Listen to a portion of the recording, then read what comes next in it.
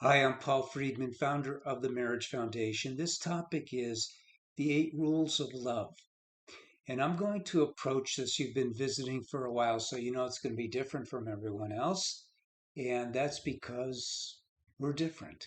We are not steeped or based in Western psychological thought. We see marriage as this amazing entity that is based on love. What a coincidence.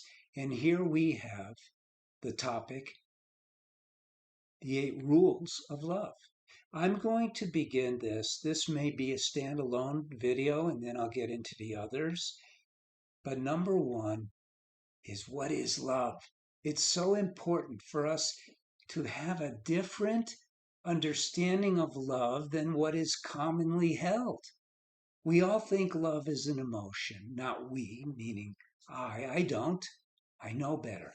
Now, you're going to know better too. It's going to expand your vision of your marriage. It's so cool. Been doing this for a very long time. In 2001, I was a divorce mediator, and a couple asked me to help save their marriage. They thought, like I thought, like pretty much everyone thought, that a huge component of marriage is communication. And obviously, I was a communications expert, helping people divvy everything up and not kill each other.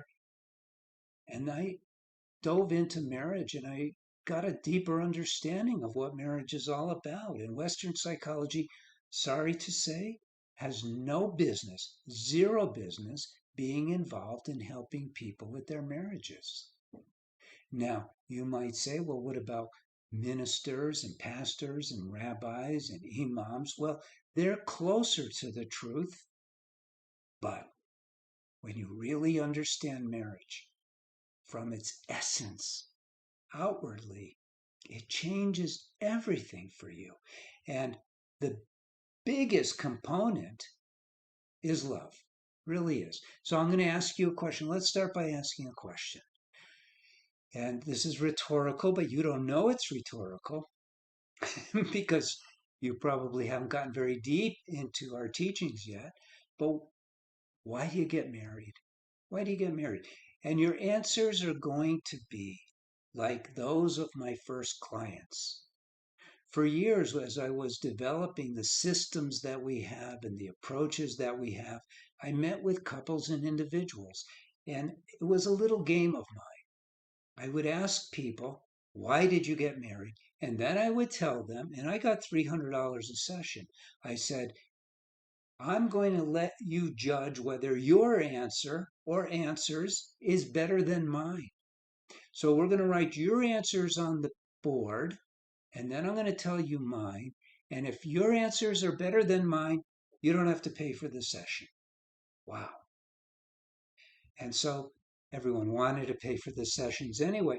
But out of about 300 people, two, and they happen to be married, answered correctly, because there's a correct answer that is above all the normal answers of, I wanted to have a family, I wanted to be with my soulmate, I fell in love, all of these things. Good answers, but not the primary answer. So go ahead. What's the primary answer? You got it wrong. The primary answer is, you got married to be happy. Could say happier, could say happiest. All of those apply. But we get married for happiness. We are selfish human beings. We want what we want. Happiness is what all of us want. But here's the good news, it's not that selfish. God put that desire within us for a very positive, cool reason. Because the second question is, what makes you happy? Getting a new car? Sure, but it's temporary. Living in a great place? Sure, but it's temporary. Having kids? Yeah, but it's temporary. There's one thing that is not temporary. Love. Love is it. Why? By the way, at the Marriage Foundation, everything connects. All the dots connect. We don't give answers that are vague and cool for the moment, but don't connect to a basis in universal law, which also can be called spiritual law. The reason love it causes happiness, is because it is of the soul.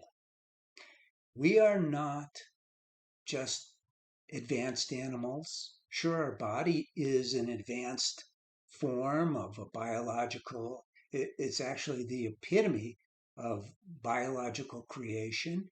We have a very advanced body. But what we really are is the soul. We have a body, right?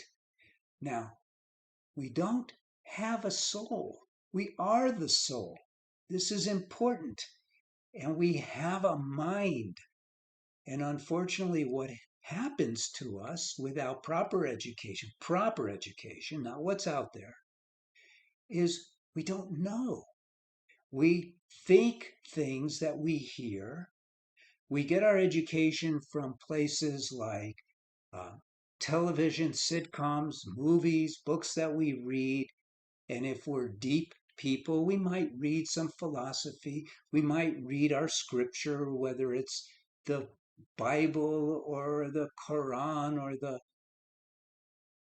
Bhagavad Gita, whatever. Doesn't matter. Scripture is truth, misinterpreted usually, but it's truth.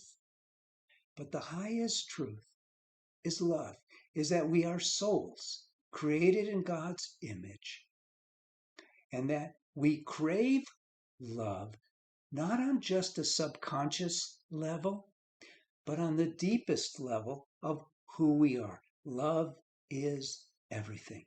And so that's why the 8 rules of love are so valuable to understand, because then we can gauge our behavior against the soul's awareness, you see. What has happened in the world is Western psychology, which is anti-religion in most cases. No, we want a scientific explanation, but we don't want to talk about God. We don't want to talk about anything spiritual. Well, God created science. He created us as souls. We crave love. We are, in our essence, love. And when we get married, it's to combine our love with our soulmate. And in order to do that, we must learn how to be love, not just to say things that are loving, but to be that love. Going back to what I was saying before, Western psychology, because of its fear and not wanting to talk about love in that way as this quality of the soul, it has tried to reduce love to emotions. It says love is an emotion, but emotion is of the mind and love is of the heart. You know this yourself. You have experienced love. If you have children and you've seen them when they're sleeping and they're not doing anything interactive with you, your heart opens up, right? It's not your mind that opens up, it's your heart that opens up, and it overwhelms you to the point, oftentimes, if you're a normal person who has not studied this and therefore are able to run with that love, you shut it off a little. You move on to a different topic.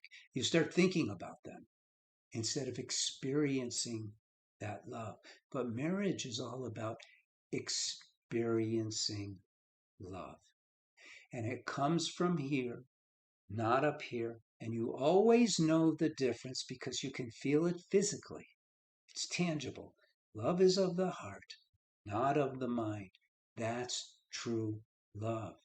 And so what we're going to do in the next video, because I don't want to take too much of your time in these videos. And so what we're going to do is we're going to talk about now the 8 rules of love in the next video. And there's another way of addressing them. Call them manifestations of love.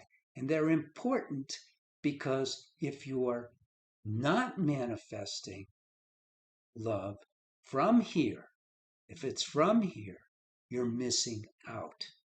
I say that because the experience of marriage, when you know it correctly, is a system that gives you ever expanding happiness, ever expanding love, and ever increasing harmony. How's that? It's true. And I know that it's true because we've been helping thousands of people, not hundreds, but thousands of people who are in marriages that are falling apart, and we've helped them turn it around completely based on what I have learned and I want to share with you. So go ahead and like the video in case you forgot, and then get hold of the other one. And go to our website, download the 10 top do's and don'ts of marriage. See what we have, explore. We have hundreds of videos. Hundreds. I'm Paul Friedman. I founded the Marriage Foundation. I'm very glad that you're here, that you found us. God bless you, and take care.